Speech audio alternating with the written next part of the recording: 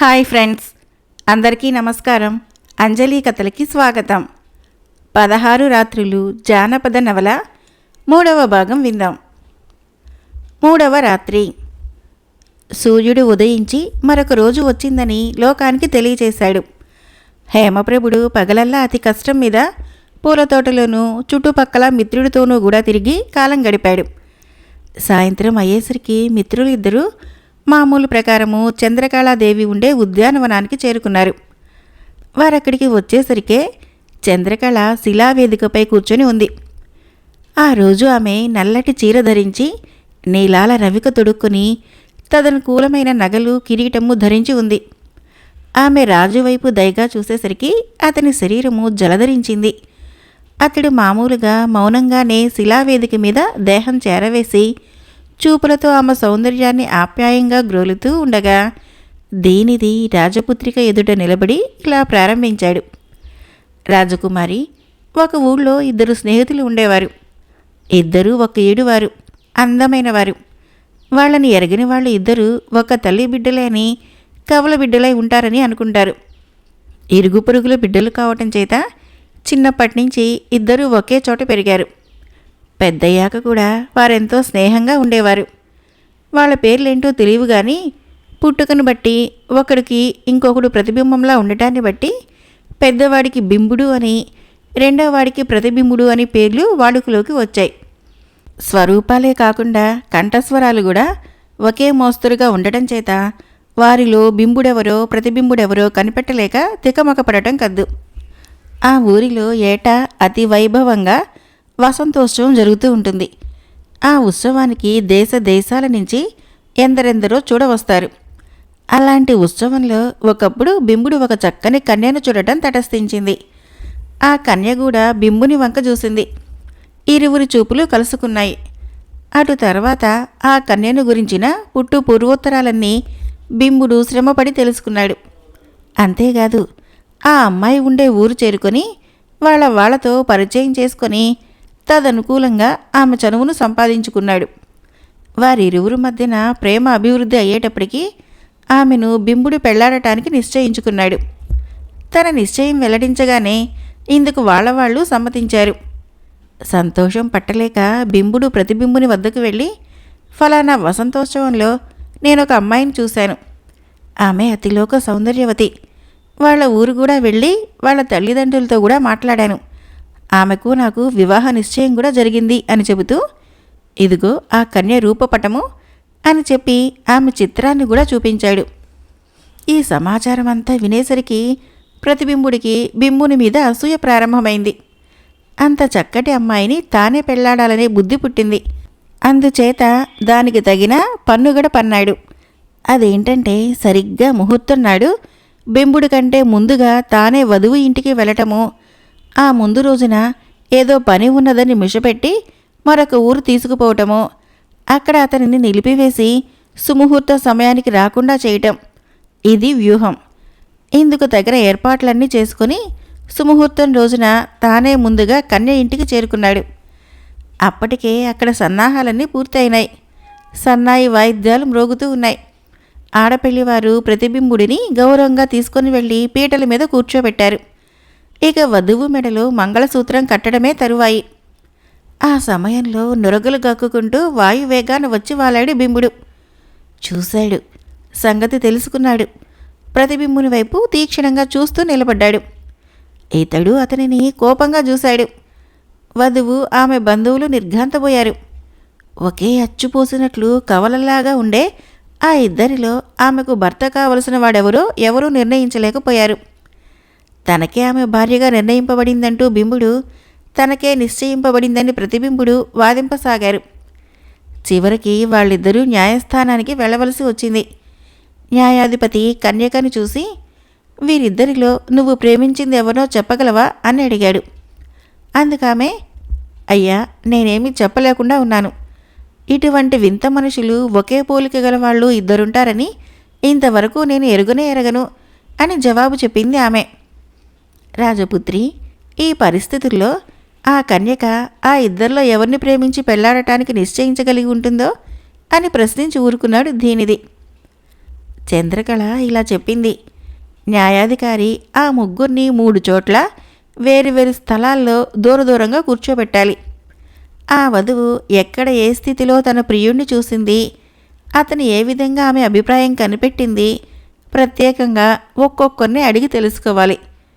ఆమె చెప్పిన జవాబు ఎవరి మాటలకు సరిపోతే అతనే ఆమెకు భర్త అని నిర్ణయించాలి. అలాంటప్పుడు నిజమైన బింబుడు ఎవరైంది తేలికగా తెలిసిపోతుంది. ఇలా చెప్పి చంద్రకళాదేవి శిలావేదిక మీద నుంచి లేచిపోతూ రాజు వైపు చూసి ఒకమారు నవ్వి వెళ్ళిపోయింది. రాజు మనస్సు ఆమె వెనకాలే పరిగెత్తి వెళ్ళింది. శరీరం మాత్రము దీనిదితో పాటు బసకు చేరుకుంది. అప్పుడు హేమప్రభుడు దీనిదిని చూసి, మిత్రుడా, ఈరోజు కూడా రాజకుమారి నీ ప్రశ్నకు సమాధానం చెప్పేసింది. ఈ 3వ రోజు కూడా వృధాగా పాడు చేశావు. ఈ అపరాధానికి నిన్ను క్షమించకూడదు. అయినా నేడు ఆమె నన్ను చూసి నవ్వటం జరిగినందున ఆ ఉపకారాన్ని మనసులో పెట్టుకుని నిన్ను క్షమిస్తున్నాను. చంద్రుడు అడవిలోని బయలను ప్రకాశింపచేసినట్లు ఆమె నవ్వు నా హృదయానికి వెలుగునిచ్చింది. ఆమె వెళ్ళిపోగానే మళ్ళీ చీకటి ఆక్రమించుకుంది. ఈ చిత్రపటమే లేకపోతే నేను తెల్లవారే వరకు బ్రతకటమే దుర్బలం అంటూ ఆ చిత్రాన్నే చూస్తూ రాత్రి వేగించాడు. 4వ రాత్రి తెల్లవారింది. రాజు దీనిదితో కూడా అతి కష్టం మీద పగలల్లా పూలతోటల్లో తిరుగుతూ గడిపి సాయంత్రం కాగానే యథాప్రకారము రాజకుమారి ఉద్యానవనం చేరుకున్నాడు. మిత్రులిద్దరూ వెళ్ళేసరికి ఆమె శిలావేదిక అధిష్ఠించి ఉంది. ఆ రోజు చంద్రకళ లేత గులాబీ రంగు చీర ధరించి పచ్చల రవిక తొడుక్కొని ఉంది. రాజును చూసి సిగ్గుపడినట్లుగా ఆమె తల వంచుకుంది.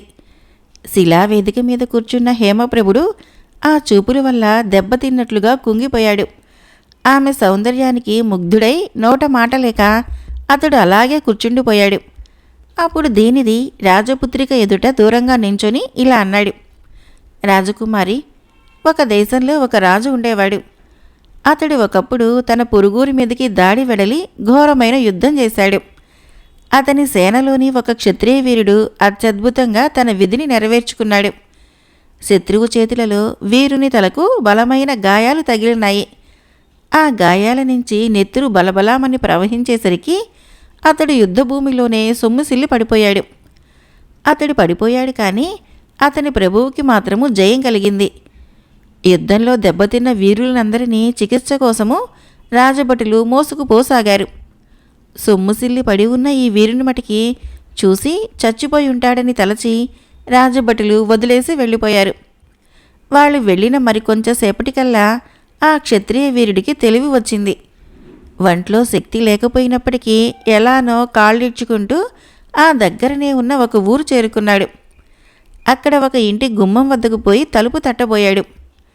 కానీ సొమ్ముసిల్లి జోగిపోయి ఆ తలుపు మీద పడిపోయాడు. తలకు మళ్ళీ దెబ్బ తగిలింది.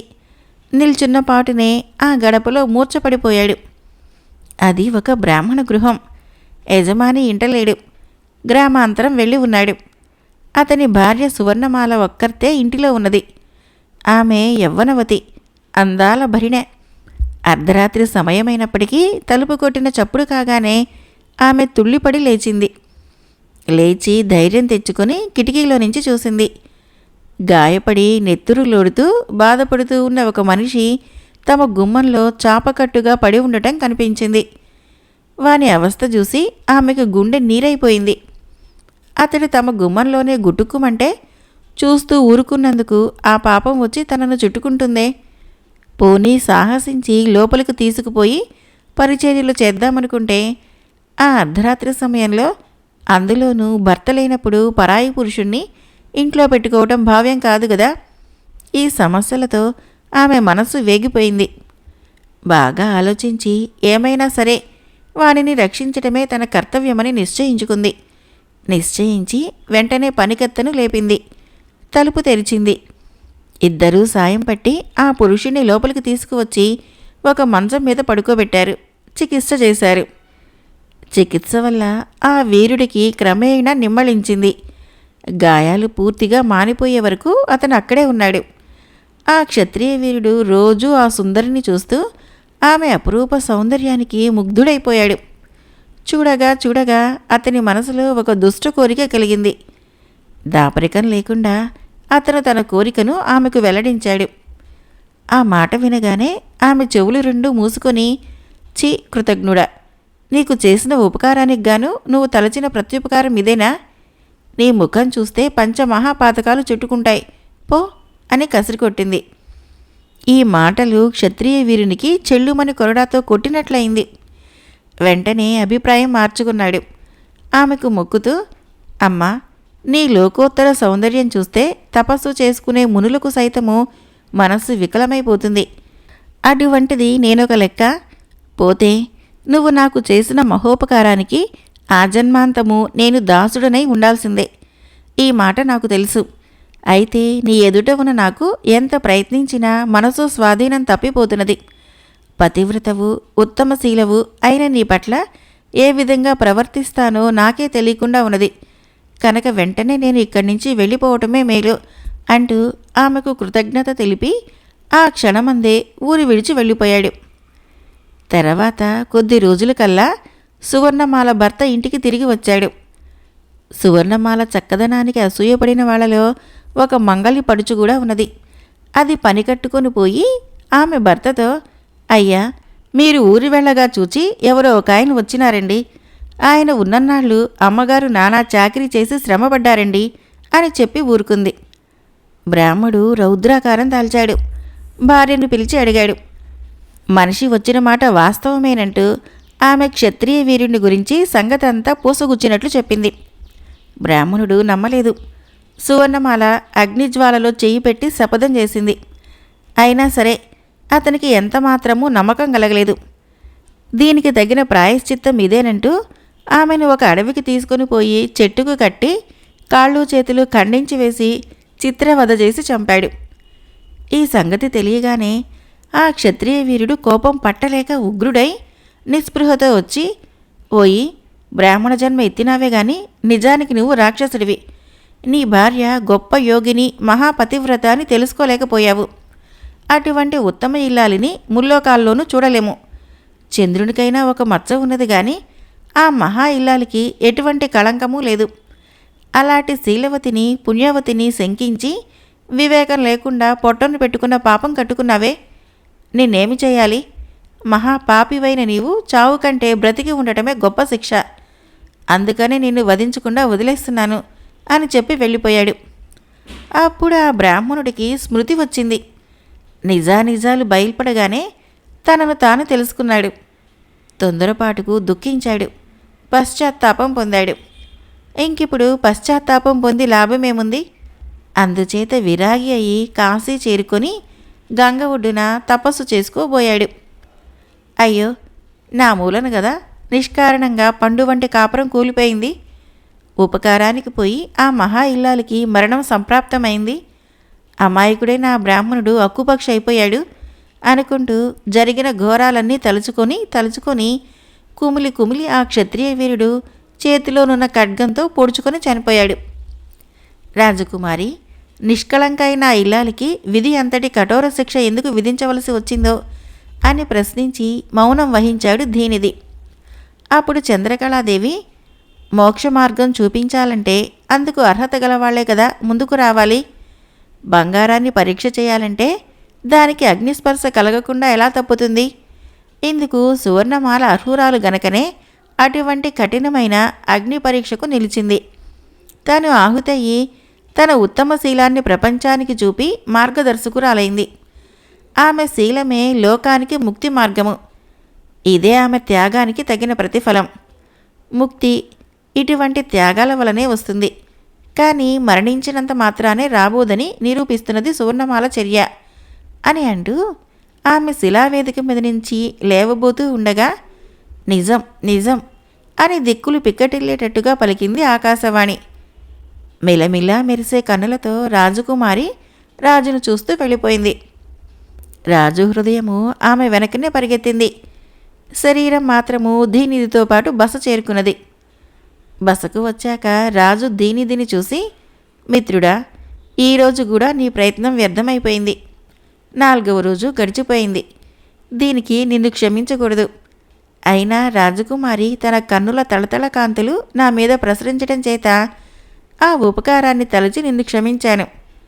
నల్ల కలువల్లో నుంచి మంచు కిరణాలు వ్యాపించినట్లు ఆమె చూపులు నా హృదయానికి చల్లదనం కలిగించాయి. ఆమె చిత్రమే లేకపోతే నేను రాత్రి వేగించడం జరగదు. ఇలా అంటూ ఆ చిత్రం చూస్తూ రాత్రంతా గడిపాడు. 5వ రాత్రి. మరునాడు హేమప్రభుడు ఉదయాన్నే లేచి నిత్యకృత్యాలు నిర్వర్తించుకొని పగలల్లా మిత్రుడితో ఎంతో కష్టం మీద గడిపి సాయంత్రం అయ్యేసరికి చంద్రకళాదేవి ఉద్యానవనానికి వెళ్ళాడు. దీనిది అతని వెంబడే ఉన్నాడు. వారు అక్కడికి వెళ్ళేసరికి రాజకుమారి శిలావేదిక మీద ఆసీనురాలై ఉన్నది. ఆ రోజు ఆమె ముదురు ఎరుపు రంగు చీర కట్టుకుంది. రకరకాల రంగులతో ప్రకాశించే విమలాలు అనే రత్నాలు కుట్టిన రవిక తొడుక్కొని ఉంది. రాజు వస్తూ ఉన్నప్పుడే ఆమె అతన్ని నిదానించి చూడసాగింది. ఆమె చూపులకు ముగ్ధుడై హేమప్రభుడు శిలావేదిక మీద కూలబడ్డాడు.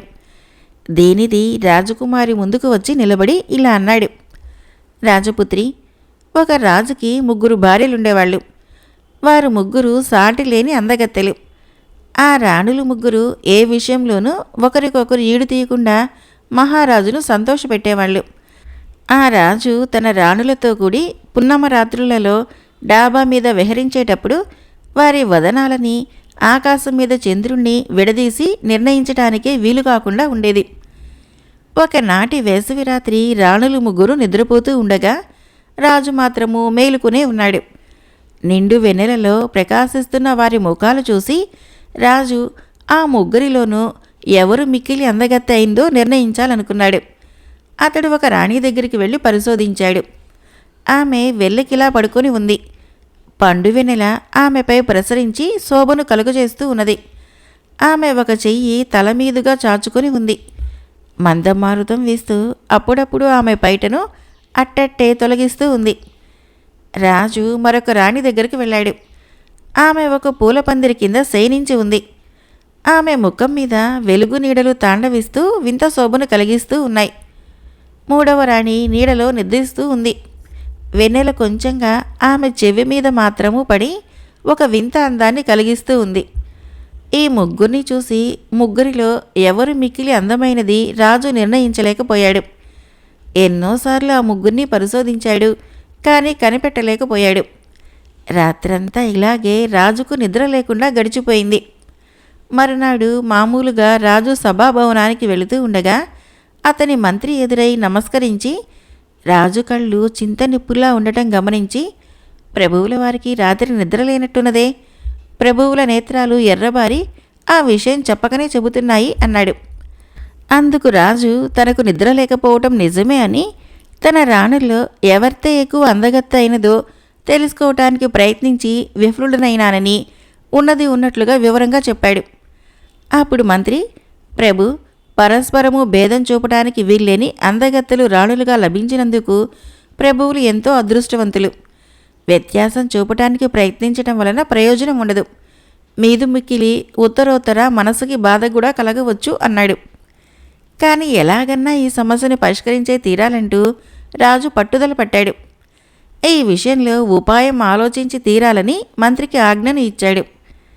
రాజుకు పట్టిన ఈ పట్టుదలను చూసి మంత్రి, ప్రభు, మంత్రులు పెంకె గుర్రాలపై స్వారీ చేసేవారి వంటివారు.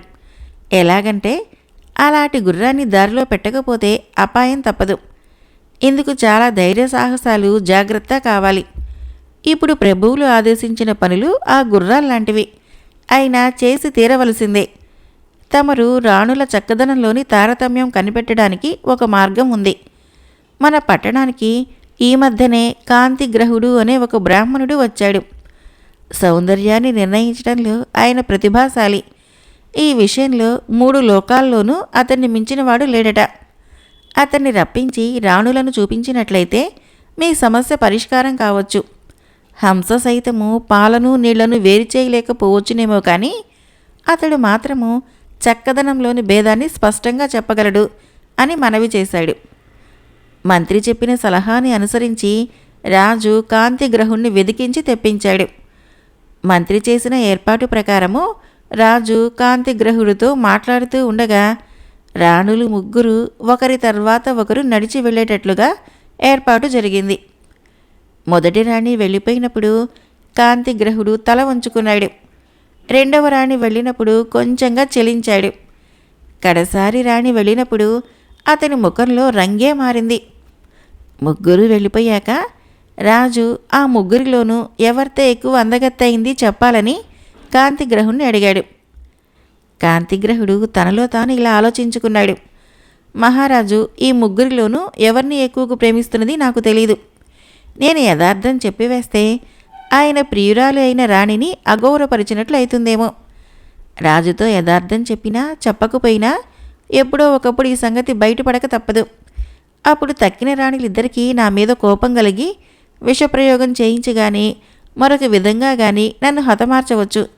కనుక ఇప్పటి మటుకు ఏమీ చెప్పకుండా తప్పించుకొని పోవటమే మేలు అనుకుని అతడలా ఆలోచించి, ప్రభు, నిర్ణయించడానికి నాకు కొంత వ్యవధి కావాలి, రేపు తప్పక తెలియచేస్తాను అని చెప్పి సెలవు తీసుకుని మెల్లగా వెళ్ళిపోయాడు. అతడు ఆ సాయంత్రంలోగా ఊరు విడిచి వెళ్ళిపోవాలని మొదట అనుకున్నా ఆ ముగ్గురు రాణుల్లో ఒక ఆమె సౌందర్యము తనను ప్రబలంగా ఆకర్షించడం చేత ఊరు విడిచి వెళ్ళిపోదామంటే అతనికి బుద్ధి పుట్టింది కాదు. ఆ రాజు వద్ద నుండే మంత్రి అసాధ్యుడు. ఆకార వికారాల్ని బట్టి మనసులోని అభిప్రాయము సులువుగా గ్రహించగల సమర్థుడు. అతడు రాజుతో ఇలా అన్నాడు, ప్రభు, ఆ బ్రాహ్మణుడు తప్పించుకొని పోవటానికి ఇలా ఎత్తాడు. ఏం చెబితే ఏమి ఉపద్రవం వస్తుందో అని అతను భయపడ్డాడు. సాయంత్రం లోపుగా అతడు ఊరు విడిచి వెళ్ళిపోవచ్చు. రాణుల్లో ఎక్కువ అందగత్తె ఎవరైంది తెలుసుకోవడానికి నేనిప్పుడు ఒక ఉపాయం మనవి చేసుకుంటాను అన్నాడు. మంత్రి సలహాని అనుసరించి రాజు కాంతిగ్రహుడి మనసులోని అభిప్రాయం తెలుసుకున్నాడు.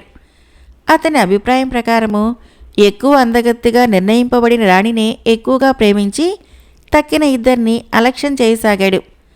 అందుచేత తక్కిన రాణులిద్దరూ కూడబలుకుని రాజుకు ఇష్టురాలుగా ఉన్న మూడవ రాణిని విషం పెట్టి చంపించారు.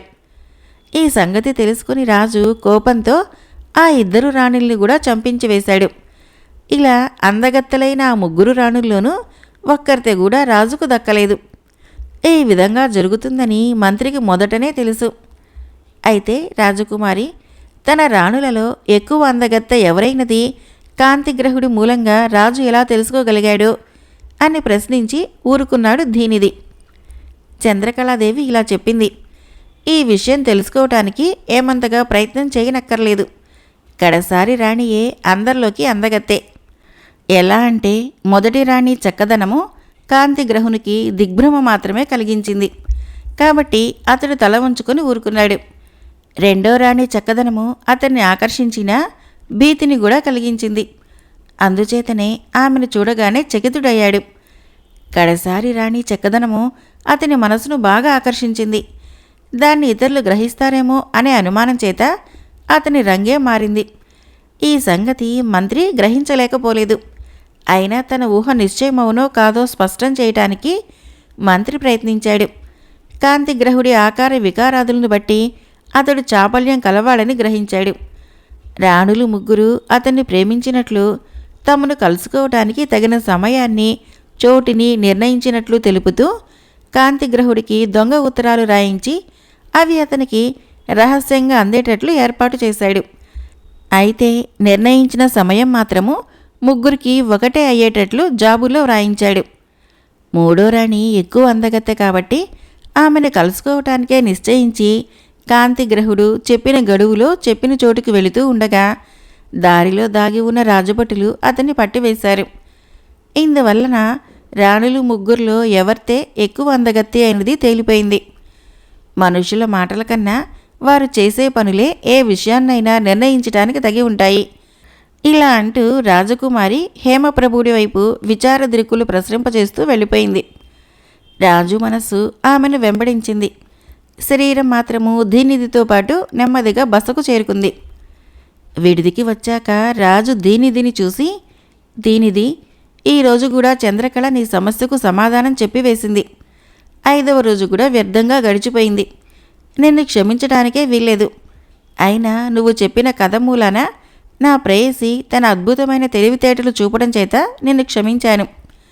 ఆమె స్త్రీ రూపంలో ఉన్న బృహస్పతిలా కనబడుతూ ఉన్నది. ఆమె వెళ్ళిపోతూ పోతూ నా మీద విసిరిన చూపు నా హృదయాన్ని మికిలి బాధ పెడుతూ ఉన్నది. ఆమె చిత్రం నా దగ్గర ఉన్నా ఆమెను గురించిన విరహంతో ఈ రాత్రి ఎలా గడపగలనో తెలియకుండా ఉంది. ఇలా అంటూనే ఆమె చిత్రం చూస్తూ ఆ రాత్రంతా విశ్రాంతి లేకుండానే వేగించాడు. 16 రాత్రులు 3వ భాగం సమాప్తం. ఫ్రెండ్స్, నా కథలు నచ్చినట్లయితే మన ఛానల్ని తప్పకుండా సబ్స్క్రైబ్ చేయండి, లైక్ చేయండి, షేర్ చేయండి, కామెంట్ చేయండి. Thank you.